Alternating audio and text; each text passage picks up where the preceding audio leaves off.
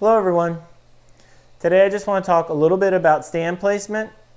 Now, we all know about wind. Everybody's talked about that, so I'm not going to get into any of that. I do have an article on my website that I offer up a few different points about it. Something if you want to check it out there, it's on the website.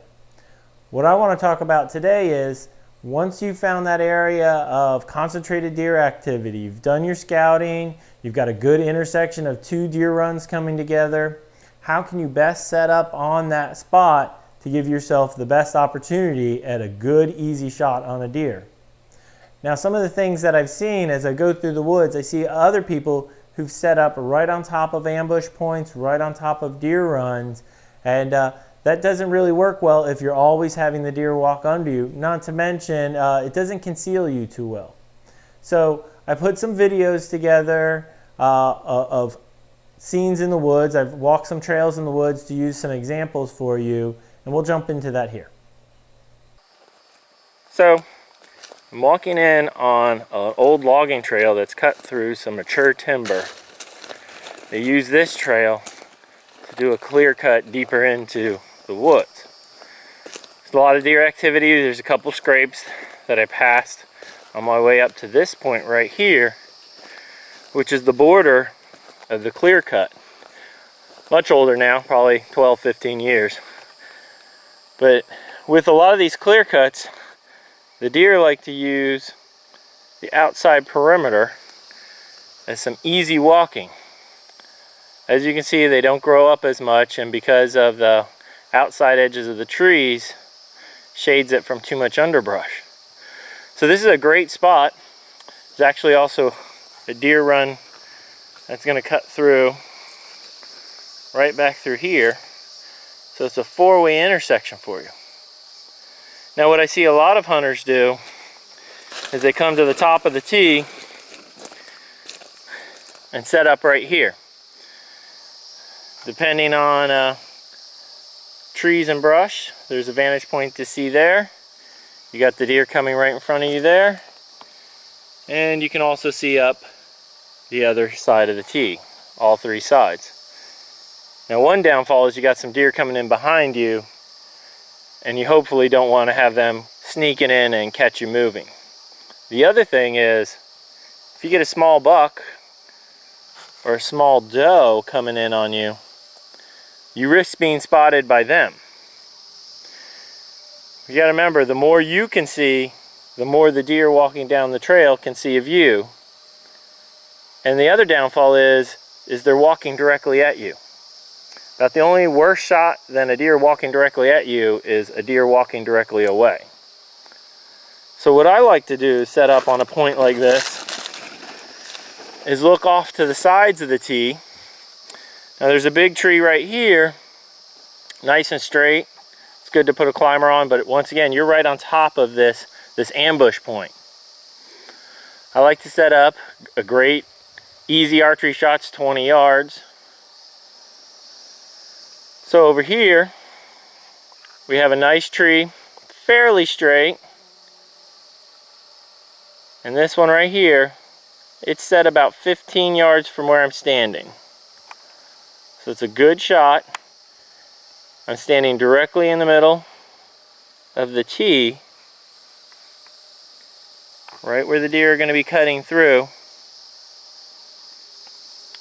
So they all got to cross through here. And you got to knock down some of those limbs on these other trees, but it's a nice clear shot. What you can do is, right here there's a little oak. Put a little scent wick on this oak. That can draw them in, get them to stop for you.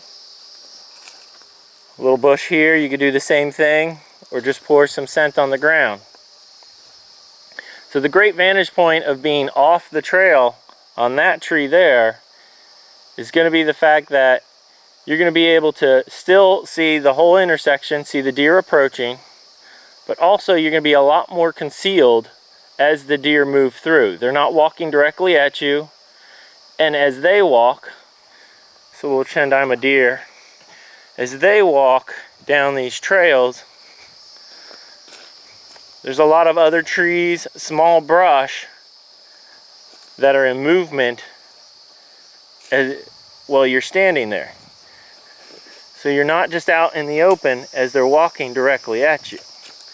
You've got a lot of things to break up your pattern, break up your own movement as you get up, stand in your stand if you were sitting down. If you want to get up, you can draw back your bow as they approach the ambush point. So this is how I like to set up on these areas. Stay concealed from the deer, but still have a great area in which that I can take a great easy shot. They're going to come in broadside for you, pass right in front of you. If it's just some doe or buck that's too small, just let it walk on by.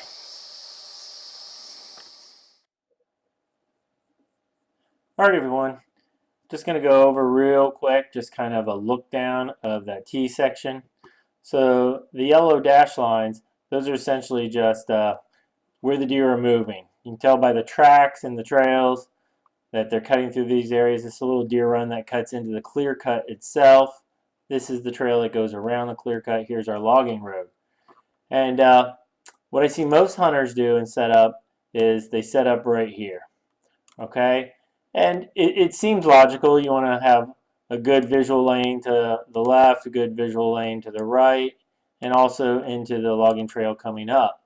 But just as I mentioned, the deer are walking right at you, and you are in plain view of them just as well. The more of them you can see, the more they can see of you. Not to mention, you have to wait till they walk right past you. If it's a small buck or a doe, it's liable to scent you walking that close. It could spook it. And a lot of times when you got a doe, 10, 15 yards behind could be that buck. She gets spooked, and you're going to miss your opportunity at the buck. So what I suggested in the video, and there's a nice tree here set up for it, is about 15, 20 yards off. There's a good tree sitting over here. Now what I do setting up on a situation like that is I'll also cut, it's a shooting lane, but it's not, I usually don't make it too wide. It's more of a visual lane. I want to see what's coming down this trail and not just see that a deer is coming down, but able to identify it. With the 6-point rule that's out there, you want to get a good look at that deer before it walks into your ambush zone. Okay, so which in this case is going to be located right here. For that, I usually will cut a nice wide shooting lane. You want to make sure there's no sticks, no brush. You got a nice clear view. Typically this is like a good archery setup, but it's fine for gun as well. And the little bush I pointed out set right here. You put a little scent wick on that, and that's going to get the deer to come right in. And as you can see, the deer coming in this way, broadside perfectly for you. Any that come out, broadside, coming in this way, broadside. Like everything, nothing is perfect. Of course, a deer walking down this way is going to be walking almost directly at you. But if that deer takes a right turn, it's going to give you an opportunity at a broadside shot here. And if it continues on straight, it's going to give you the opportunity of a broadside shot here as well. So you're really setting yourself up for that easy shot and not hoping the deer turns a little bit. You want to place yourself for the easy shot. You don't want to have to squeeze it past the shoulder blade. You want to risk just catching the shoulder blade. Set yourself up for success in these situations. Now, I'll take you to another spot where when setting up on these clear-cut paths that go around, there are some times when you'll actually want to set up looking down the clear-cut path, and I got an example of that here as well. Now, there are times when I find it's a beneficial thing to hunt directly down these transition zones between one clear cut and the other. This, I'm sitting in a stand, usually use this for gun hunting because here there's a lot of deer activity. Off to the left, there's it's fairly clear under here, and the area is crisscrossed with numerous deer runs. There's some scattered white oaks and holly bushes throughout this, and they just roam around browsing actually in the forest area. And then some of these deer runs that they're using actually come out and cross this area between the two clear cuts. So that gives me an opportunity to get a broadside shot on them. There's still that chance that they're going to walk either towards me or away from me. It's a little bit of a downgrade slope here, and there's some oak trees down at the bottom. So that's always a possibility of having them walk towards you or away from you. So what I'll do sometimes is set out a scent wick right where those deer runs come out and cross, just getting them to pause for a little bit. Doesn't even have to be a scent wick, just some spray, or if you have a bottle of just liquid, pouring a little bit of that on the ground, just getting them to pause for you. You can get a good look at the deer as they're moving through this, although you don't get quite a good shot, but then you can be set up for a shot right here. Now, fortunately, the clear cut bends a little, so the trail in which the deer will walk actually goes about 10-15 yards away from the tripod that I'm sitting in. So here, it's a little area right back there where it cuts into an even younger clear cut area, which I believe they're using as a bedding area. If I walk along that opening, you can see where they cut in and out of the really thick stuff. You can only imagine they're bedding down in there. It's just super thick.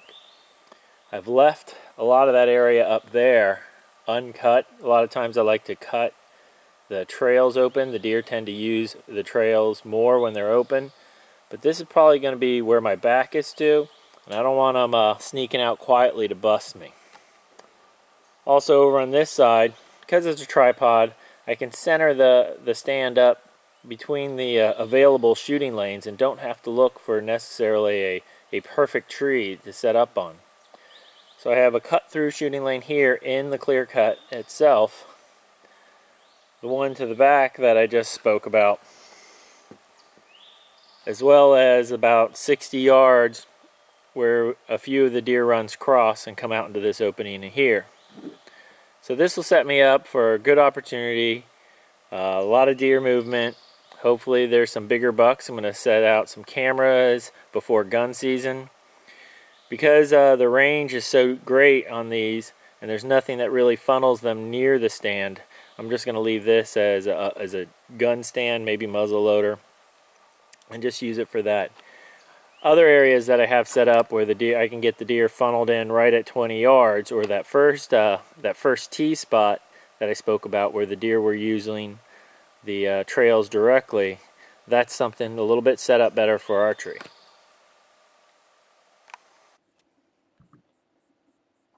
Okay, here I'm just going to give you just a quick overview of what I stated there, just so it's kind of all clear. And this is the situation of just looking down one of the lanes between two clear cuts. And so here's my stand that I got set up here. And this is where, and this is just on scouting. You're going to find an area, you see deer crossings here.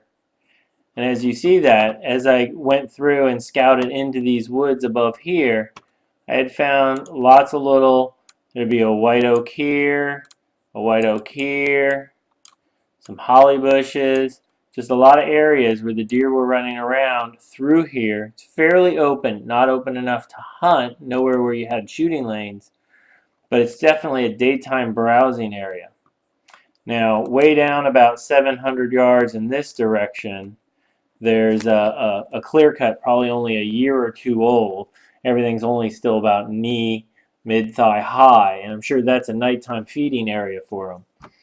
But once first sun comes up, they're going to be heading this way, and just on the other side of the edge of this clear cut in this direction is a bedding area. So you have some time for them as they make their way back to a bedding area from the nighttime feeding. Maybe they'll do a little more browsing stops, cutting through here, and then they're going to go off to their bedding area. Or just as they get out of their bedding area, right at that last hour, 45 minutes of daylight, they're going to get out and start through here. It's going to be a long time before they actually reach that clear cut. So you may pick them up just as they come out of their bedding area. And It's one of the reasons why I approach this stand from this direction. I come in here, get into the stand. There's a shorter route to walk back over here where behind me, but I don't want to be stomping right along their bedding areas. I don't want to get close to that, whether going in the morning or at night. I just want to kind of approach right up to the edge of it and take a spot right there. So hope this has all been informative to you all. Check out the website for other information. Do me a favor, give me a thumbs up if you like this, and subscribe to my channel if you already haven't done that. Okay? Good luck out there. We'll see you.